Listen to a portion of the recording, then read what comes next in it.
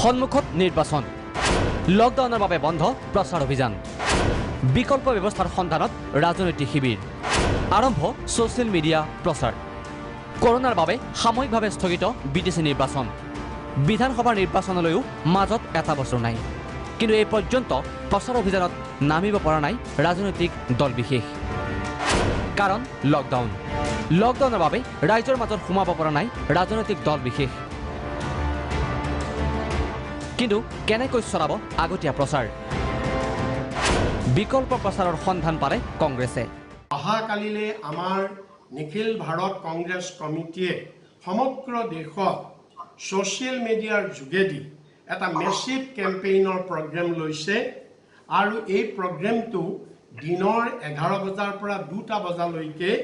সকলো কংগ্ৰেছ কৰ্মী আৰু কংগ্ৰেছৰ চিম্পাথাইজাৰ সকলে নিজৰ মোবাইলত হয় ফেচবুক আপডেট কৰি নহয় টুইটাৰ আপডেট কৰি বা টুইটাৰত লাইভ দি বা ভিডিঅ' কৰি বা ফেচবুক লাইভ কৰি সকলোৱে এই কেম্পেইনটো কৰিব ছ'চিয়েল মিডিয়াৰে ৰাজনৈতিক যুদ্ধাৰম্ভ কংগ্ৰেছৰ পথেৰে আগবাঢ়িছে অসম গণ পৰিষদো কি কৰিছে আঞ্চলিক দলটোৱে সাধাৰণ নিৰ্বাচন অনুষ্ঠিত হোৱাৰ প্ৰতি লক্ষ্য ৰাখি আমাৰ দলৰ সাংগঠনিক তৎপৰতা বৃদ্ধি কৰিবৰ কাৰণে আৰু সাংগঠনিক দিশটো শক্তিশালী কৰি তুলিবৰ কাৰণে আমি ছ'চিয়েল মিডিয়াত বেছি গুৰুত্ব আৰোপ কৰিছোঁ আৰু ছ'চিয়েল মিডিয়াক আমি ইতিমধ্যে এক শক্তি হিচাপে লৈছোঁ আৰু ছ'চিয়েল মিডিয়াই আমাৰ দলটোৰ